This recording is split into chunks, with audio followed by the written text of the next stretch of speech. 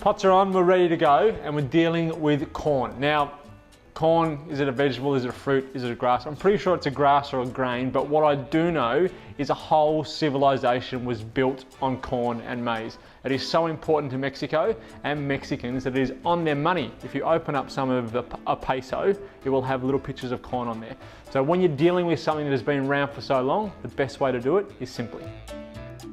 First thing we're going to do is par-cook our corn. So I've got a pot of boiling salted water, which I'm going to pop our corn cob into, and I'm going to cook them for about 10 minutes, which is all it's going to take, because we're going to cook them again, we're going to char them again a little bit later.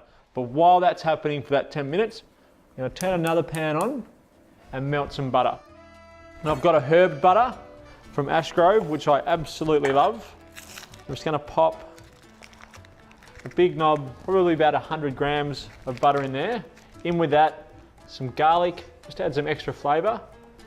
And I'm going to chop the roots of the coriander and some stem of coriander in there as well, to try and load some flavour into our butter.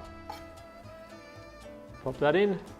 And all I'm doing is melting that. I don't want to brown it, I'm just melting it so that I can baste it onto our corn once our corn comes out of our pot. So while that melts down and this cooks for 10 minutes, we've got a little bit of time to get everything ready.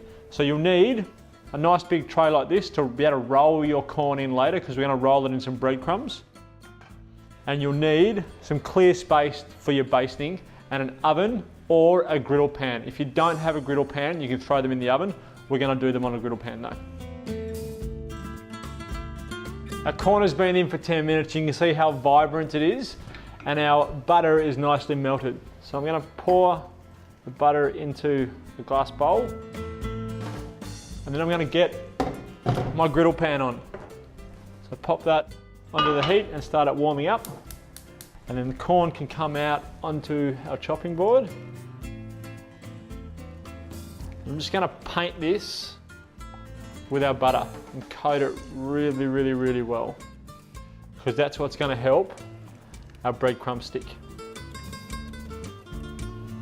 So get a basting brush and your butter and just paint your corn all over. So they're really nicely basted, and the butter smells insanely good.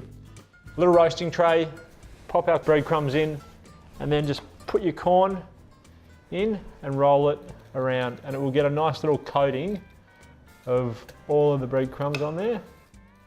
And once you've got that coating, you can pop it straight into your griddle pan. Now, as I said, if you don't have a griddle pan, this is where you can throw them into an oven at about 220 degrees. All you're trying to do is char them up on the outside. Once you've got a little bit of colour and char on them, take them out, pop them onto a plate, pop my other one in so I can eat it a bit later. But we've got enough here to be able to serve. So you've got your 3 there. I'm going to chop up some more coriander, this time the leaf ends. Some of our wasabi cheddar, which I'm just going to use a microplane to grate over the top.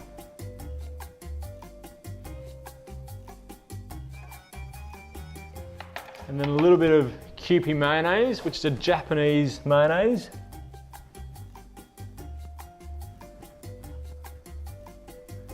And then our coriander over the top of that. And that is the best way to have corn. I call it crusty corn. I don't know if that's a great name for it, but it tastes better than it sounds.